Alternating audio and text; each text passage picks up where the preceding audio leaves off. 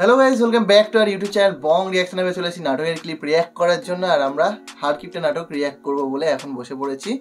তো হারকিপটা লাস্ট দেখেছিলাম সেই মামা এসে আর মামাদেরকে খাবার দিচ্ছে না, হ্যাঁ, কিন্তু লুকিয়ে লুকিয়ে খাচ্ছে হারাদম কাকা। এটা এই অবধি দেখেছিলাম লাস্ট। তো তারপরে আবার কি হবে, নতুন কি ঝামেলা হবে, তার মধ্যে আমরা দেখেছিলাম যে বাড়িতে বহর এসেছিল। তো বহর এসে তো পেকানো শুরু করে দিয়েছে। তো এরপরে কিভাবে ইন্টারেস্ট বাড়বে আর কিভাবে মজা বাড়বে সেটাই আমরা দেখবো আজকের ক্লিপে। তো চলো বেশি দেরি না করে আজকের ক্লিপটা স্টার্ট করা যাক। একদম চলো।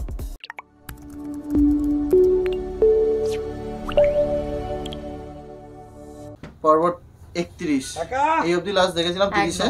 কি হয়েছে রে বহর, তুই কি করছো কিসের জন্য? আমার নিজের হারাদম কাকা কোনে গেল রে? নিজের হারাদম কাকা বাড়ি ঘরে অবস্থা দেখে মনে হচ্ছে 71 সাল ঘটে গেছে। আমার কাকাও কি বাড়ি ছেড়ে চলে গেল, শরণার্থী হয়ে গেল? সেইটা হলেই মনে কয় তোরা খুশি। আমার বাপের দুরবস্থা থেকে তোরাই তো খুশি হয়েছিল রে। হ্যাঁ, তোরা মনে মনে হাসিছিল। এখন কেবা থাকে কানাই বলাই মামা কোনে গেল? প্রত্যেক ওক্তে এখন কয়সের চালের ভাত লাগে রে। কেমন করিচ্ছে তো, দুইখানে হাত ধরেছি, তোর করজোরে মিনতি করেছি ভাই, তুই আর এরকম সাপ সাপান তো করিস না। তো সাপ সাপান তো আমার বাপের আজকে এই অবস্থা হয়েছে আমি বুঝেছি। এখন এত কাটাকাটি করিস কে? আমাকে যখন তোর বলে অপবাদ দিছিল, আমার বুকের ভিতর কি আঘাত লাগেছিল সেটা একবার চিন্তা করে দেখেছিল? খাওয়ানোর জন্য করেছে আর না করেছে ভুলে গেছি মনে করিস না? হয়ে গেছে তোর কাকাকে যদি তুই এতই ভালোবেসে থাকিস তাইলে ভাই তার আর অমঙ্গল তুই কামনা করিস না। একদিন ভুল না হয় হয়ে গেছে, সেটা তো জানি শুনে হয় নাই। আর তোকে তো আসলে বাবা চাল পড়া খাওয়াইছিল না ক? চাল পড়া খাওয়া কি চোর ধরবে পারিছে রে? পারে নাই। কিন্তু তুরা যাক অপবাদ দিছিল চোর কয়া, সেই বহরালি কিন্তু ঠিকই বার করে ফেলাইছে ডাব চুরির আসল আসামি কারা। খবরদার বহর, খবরদার, তুই ডাব চুরি নিয়ে কোনো কথা আমার সামনে তুলবো না। ভাই রে, তোর দুইখান পায়ে ধরি, ডাব চুরি সম্পর্কে ডাব চুরির কথা শুনবে না। আমি শুনবো না। এরা বাবার আসিচ্ছে কইতে। এ বহর, তোর দুইখান পায়ে ধরি ভাই, তুই চলে যা। কি আসামি সেটা শুনবি না শিবানী? না না, তুই আমারে আর সর্বনাশ করিস না। তোর দুইখান পায়ে ধরিছি ভাই, তুই চলে যা। ডাব চুরি নিয়ে কোনো কথা শুনবো না, কোনো কথা শুনবো না, তুই যা, চলে যা। কারণ এখন তো ডাব চুরির কথা শুনলে আরো বেশি কথা চলে যাবে, তখন অন্য দিক দিয়ে বাচ্চা বেরিয়ে যাবে। বড় অবাক, বড় যে ব্যাপারটা কি হলো, চাল পোড়া নিয়ে এত হুলুস তুলুস। এদিকে আবার আসামির কথা শুনতে চাইছে না, আর এরা দুজন বাইরে দাঁড়িয়ে রয়েছে। হ্যাঁ, ওই যে রেশমার কথা বলতে এসেছে, রেশমার বাবার সাথে। স্যার কতক্ষণ এখানে খাড়ায় থাকবো রে? বললাম যে বাড়ির ভিতরে যাই না। তোর অবস্থা দেখে মনে হচ্ছে আমরা এখানে চুরি করবো। বেশি বুঝছিস, এরকম একটা কথা ঘর দিলে বাড়ির ভিতরে ঢোয়া লাগে, আর কথা নাই বার্তা নাই ফট করে একটা বাড়ির ভিতরে ঢোয়া যায়। মা এরকম কথা বলতে তো বাড়িতে যেতে হয়। জবরদস্ত নাই আসে, এখানে খাড়ায় থাকে কোনো লাভ আছে? চলে। কি ব্যাপার, তোমরা দুই ভাই এখানে কি চাও? তোমার ঘরে এক ভাই তো নানান রকম বায়না নিয়ে হাজির হয়, সেদিনই একখানি বেশ ফেরাইছিল। আপনার সাথে আমার বড় ভাই একটি বিষয়ে দুটি কথা কওয়ার জন্য চাচার সাথে বিস্তারিত কয়ে ফেলা রে ভাই। নিজে কষ্ট নিজে কর না, বড় ভাই উপস্থিত থাকতে তো ছোট ভাই কিছু করতে পারে না, তাই না চাচা? আচ্ছা ফজর, তুমি কও আমার সাথে কি এত জরুরি কথা? এক কাজ করি, শোনো, জাতি জাতি শুনি, আমার আটের উপরে আবার একটু জরুরি কাম আছে। হ্যাঁ, আসো।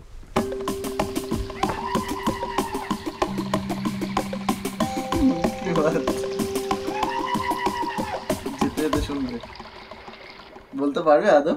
কে জানে, ভর বসে আছে এখনো।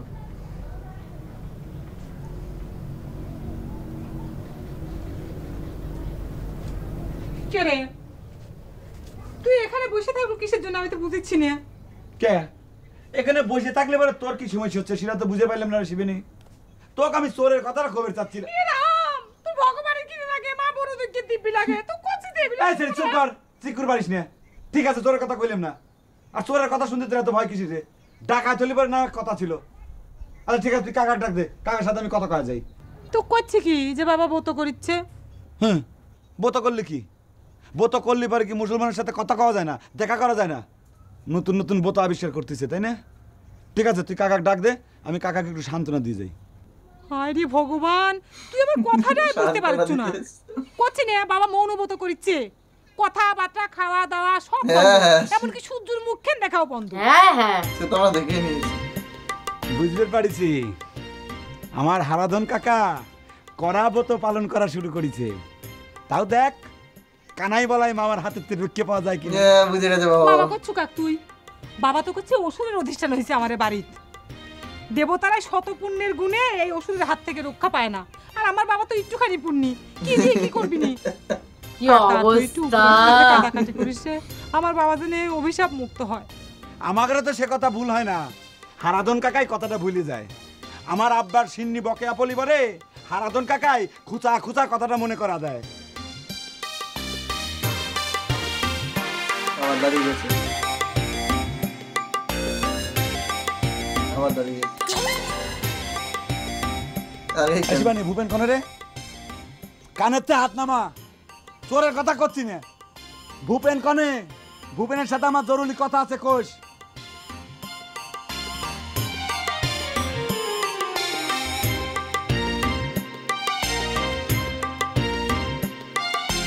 এই আত্মাই বেঁচেছে নাকি?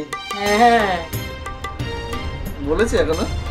তোমার ঘরে কি ধারণা আমার মেয়ে কোনে কি করে আমি কিছুই জানি না? এই বিষয়গুলো নিয়ে তোমার বাপের সাথে কথা বলে কোনো লাভ নেই, এটা তোমরা জানো। চাচা আপনি একটা কোনো ব্যবস্থা করে দেন না চাচা, আব্বারে জানানোর কোনো দরকার পড়েছে। সেটা কি হয়? আমার তো সমাজ নিয়ে বাস করতে হবে রে বাপু।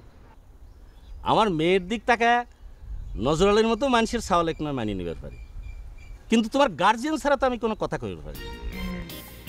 নহর কচ্ছে আমি এর বড় ভাই, আমি গার্জেন। তা হইবার পারো, কিন্তু তোমার মতো গার্জিয়ানের সঙ্গে আলোচনা করে তো এত বড় বিষয়ের উপরে আমি সিদ্ধান্ত নিতে পারি। তাছাড়া তোমার বাপ তো লোকটা ভালো না, ওই শেষে কবি যে আমি তার সম্পত্তির লোভে আমার মেয়ে তোমার পিছনে লাই দিছি। আমার আব্বার কথাটাই বড় হয়ে গেল। আমার আর রেশমির জীবনের কোনো মূল্য নাই। কথা বলতে বেরোচ্ছে না। আপনি আমার আত্মহত্যার পথে বেছে নিতে করছেন। ও ভাই কি ড্রামা, কি ড্রামা। পাগলামি করিস না রে বাপ। ফজর আলী, তুমি এক কাজ করো, তোমাকে মা আমার সাথে কথা কইবে কও, দেখি দুইজন পরামর্শ করে কিছু করা যায় কিনা। ঠিক আছে, আসসালামু আলাইকুম।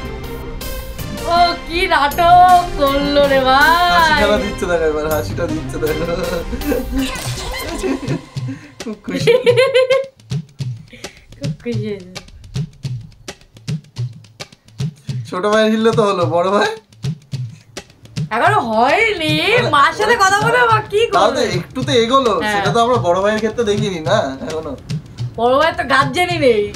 কে গুল্লা? মামা জায়গাটা আমারও খুব প্রিয়। আমার গুল্লাকে ডেকে নিয়েছে বলার জন্য, আলাদা আলাদা করে ডেকে আনছে বলছে। মাঝে মাঝে যেখানে বসে গল্প করেন না, আমার কাছে এত ভালো লাগে। মামা পুষ্কুনিতে কি ওই মাছের পোনা ছাড়া হয়েছে? ক্যারি আমি কি তো প্রকৃতি দেখার জন্য এটাকে নিয়ে আলাম? না মামা, ওই জায়গাটা এত ভালো লাগছে, এই জন্য ভুলে গেছি যে আপনি কিছু গুরুত্বপূর্ণ কথা আমারে বলবেন। গুরুত্বপূর্ণ কথা আমিও আপনারা বলবো। তা মামা পুষ্কুনিতে যদি আফ্রিকান মাগুরের পোনা লাগে। আরে চুপ করে তো করলা, কথা কি আমি তো কব না তুই? ও মামা তাহলে ভুল হয়ে গেছে, শুরু করেন আপনি। বহরের কাছে তুই কি কইছো? বহরের দ্বারে আমি বলছি মামা সমবয়সী যুবক ছেলেবেলে একসঙ্গে ওঠা বসা করি, নানান ধরনের কথাবার্তাই তো হয়, সব তো আবার আপনার দ্বারে এমনিতেও বলা যাবে না। তাই সে যদি কোনো কুটনামি করিয়ে থাকে, আমার যদি আপনি একটু ধরাই দেন, তাহলে আমি ঘটনার বিস্তারিত খুললে বলতে আসি। তুই নাকি কইছু জামাই তোর অংশের খাচ্ছে থাকতিছে?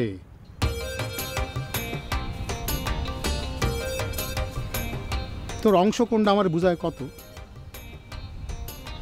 সি সি সি সি বহর যে মামু এই ধরনের একটা নিকৃষ্ট ছেলে, এই আপনি চিন্তাও করতে পারবেন না। বহর কিরকম ছেলে সেটা তোর কাছে আমার জানা লাগবে না, তুই কইছু কিনা সেটা ক। মামা দেখেন, আমার পক্ষে মামা জীবনেও আপনার সঙ্গে মিথ্যে কথা বলা সম্ভব না, এটা আমি পারবো না। এখন আপনি যদি আমার ডাইরেক্ট জিজ্ঞেস করিয়ে বসেন যে আমি কথাটা বলছি কিনা, তাহলে আমাকে বলতে হবে যে অবশ্যই বলছি। কিন্তু কোন প্রেক্ষিতে আমি কথাটা বলছি সেইটা আপনার বুঝতে হবে। না বুঝলে আপনি আমারে ভুল বুঝতে পারেন, সেক্ষেত্রে আমি আপনার কিন্তু চুল পরিমাণ দোষও দেব না। কোন প্রেক্ষিতে কথাটা কইছু কত শুনি? এখন আমি বললে আপনি বিশ্বাস করবেন কিনা আমি জানি না, কিন্তু সত্যের খাতিরে কথাটা আমার বলতেই হবে। মামা আবার বানাচ্ছে, আপনি খালি চিন্তা করিয়ে দেখেন, আপনার জামাই যার ঘরে আপনার একমাত্র মাইয়া বসবাস করে, সেই জামাই রে কিভাবে অপমান করিয়া পারলে গেড়ি ধরিয়া বাইর করিয়ে দেয় বাহর। আমি খালি প্রোটেস্ট করছি, হকি লাভ দিয়ে উঠছে আমার মারবে। তুই প্রোটেস্ট করার কিরা? আমিই তো তাক চলে যাবার কইছি। না মামা, চললে যাইতে তারে আপনি বলতেই পারেন, কিন্তু আপনি তো নিশ্চয়ই এই কথা বলেন নাই যে ওরা গেড়ি ধরিয়া বাইর করিয়ে দেয়। জামাই হিসেবে ন্যূনতম ভদ্রতাটুকু তো সে আশা করতে পারে। কথা ঘোলা না বানা, কি হয়েছে সেটা আমাকে কম। কথা পুরোপুরি বলতে না বললে আপনি তো ভুল বুঝবেন। এই মামা যে কালে দেখি যে আর পারতে আসি না, বহর গেড়ি ধরিয়ে দুলাভাইরে বাইর করে দেবে, তার কি করবো? হয় বলছি, আমি এই সময় বলছি যে দুলাভাই আমার অংশটা খায়, কিন্তু সেটা কিন্তু মামা আমি কিন্তু আপনার ইজ্জত বাঁচানোর লেগেই কইছি। আর এটা যদি আমার ভুল হয়ে থাকে তাহলে আপনার পিডান জোতা দিয়েই পিডান আমারে। বহর যে আমার নামে কুটনামি করলো, তো বহরের কোনো গোপন কথা কি আমার দ্বারা নাই? আপনি জানেন মামা, ওর একটা তবিল আছে, গোপন তবিল, অনেক বড়। কোন থেকে এসব আজারের কথা পাইস? আজারের কথা না, এই গোল্লা চাক্ষুর সাক্ষী। ওর যে তবিল আছে এই তবিলে কম করে হইলে 1 লক্ষ টাকা আছে। না এটা তো মামা আমি আন্তাজে বলছি, তাই যদি কম করিও ধরি 1000 তো হইবেই। এখন এই 1000 টাকা সে কোথায় পাইল? এ কি কামাই করে? নিশ্চয়ই আপনি তবিলতে চুরি করে করে জমাইছে। তুই ঠিক কথা করছো গোল্লা, কথা ঘুরিয়ে টাকা আছে মামা। এই আর তো বেশি ছাড়া যদি কম হয় তাই কানে ধরিয়ে আমি 10 হাত নাকে খদ দেব। আপনার খালি একটু চিন্তা করে দেন, ছেলেদের মধ্যে সবচেয়ে ভালো তো ওরেই আপনি বাসেন, ওরেই সবচেয়ে বিশ্বাস করেন। ও এই বিশ্বাসের মূল্য দিল। এখন এই 1000 টাকা যদি আপনার দ্বারা থাকতো তো মামা 1 বিঘা জমি কেনা সহজ হইতো না? আমার বুদ্ধি বাকি দিল। রেশমা, আমার যে এই কথা শোনার পরে যে কি ভাল লাগতেছে, উঠতেছে।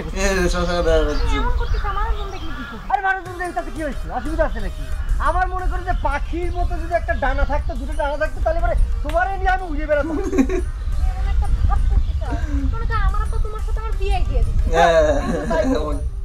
তোমার আব্বা তোমারে আমার কাছে সঁপে দিয়েছে, এখন খালি ফুলসজ্জাটা বাকি। বাবা ও তুই উড়ার বাকি আছে ওকে। আমার আব্বা যখন আমাকে তোমার হাতে তুলেই দিছে, তাহলে পরে চলো তোমার আব্বা আম্মাকে সালাম করে তোমার ঘরে উঠে যাই। ওইখানেই তো একটু সমস্যা হয়ে গেছে রেশমা। মুডটাই চেঞ্জ। খালি ওখানে সমস্যা না, তোমার আগাগোড়াই সমস্যা। আমার আব্বা তোমাকে এখন যে কথাটা করছে, আমি তো এই কথাটা তোমাকে প্রত্যেক দিন কই। তোমার আব্বা বাইসে থাকতে তোমার আমার বিয়ের কথা চিন্তা করা লাগবে না, সেটা তুমিও জানো আমিও জানি।